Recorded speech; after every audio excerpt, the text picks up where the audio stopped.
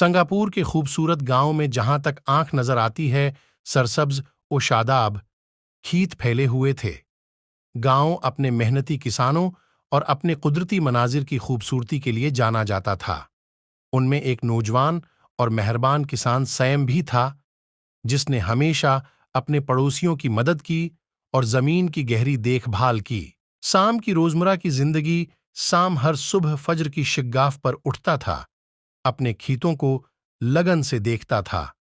وہ اپنے کام سے محبت کرتا تھا اور صحت مند فصلیں پیدا کرنے میں بہت فخر محسوس کرتا تھا۔ اس کا فارم اس کی محنت اور دیکھ بھال کا ثبوت تھا۔ سام کے پڑوسیوں میں سے ایک مسٹر پٹیل تھے، جو اپنی اختراعی اور ماحول دوست کھیتی باڑی کی تکنیکوں کے لیے گرین فارمر کے نام سے مشہور تھے۔ سام اکثر اس سے مشورہ لیتا تھا اور اپنے فارم پر اسی طرح کے طریقوں کو نافذ کرتا تھا۔ لالچی زمیندار تاہم گاؤں میں ہر ایک کی نیت اچھی نہیں تھی۔ گاؤں کا زمیندار مسٹر لال اپنے لالچ کی وجہ سے بدنام تھا۔ وہ زیادہ تر زمین کا مالک تھا اور کسانوں سے زیادہ کرایہ مانگتا تھا۔ اکثر وہ دھمکی دیتا تھا کہ اگر وہ ادائیگی نہ کر سکے تو ان کی زمینیں چھین لیں گے۔ ایک موسم گاؤں میں خشک سالی آئی اور بہت سے کسانوں کو اپنے کرایہ ادا کرنے کے لیے جدوجہد کرنی پڑی۔ سام اپنی بہترین کوششوں کے باوجود خود کو درکار رقم سے کم پایا۔ مسٹر لال نے اسے سام کی زرخیز زمین پر قبضہ کرنے کا موقع سمجھا۔ اپنا فارم نہ کھونے کے عزم کے ساتھ سام نے گاؤں کی کونسل اور مسٹر پٹیل سے مدد طلب کی۔ انہوں نے مل کر کمیونٹی سے حمایت اکٹھا کرنے کا منصوبہ بنایا۔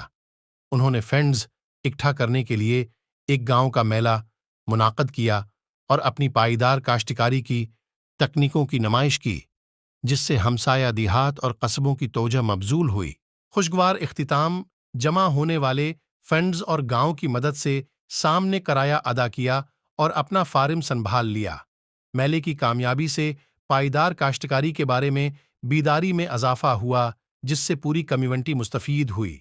مسٹر لال نے گاؤں والوں کے اتحاد اور طاقت کو دیکھ کر اپنے طریقے کی غلطی کو بھانپ لیا اور کرایہ کم کرنے پر رضامند ہو گئے۔ سنگاپور کا گاؤں ایک بار پھر ترقی کی منازل طے کر رہا ہے۔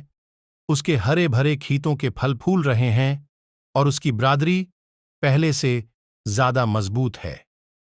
سام کی ثابت قدمی اور گاؤں والوں کے اتحاد نے اس بات کو یقینی بنایا کہ لالچ کبھی بھی تعاون اور محنت کے جذبے کو زیر نہیں کر سکتا۔ یہ کہانی کمیونٹی کی حمایت، پائیدار طریقوں اور لالچ پر اچھائی کی فتح کی اہمیت کو اجاگر کرتی ہے۔ The end story.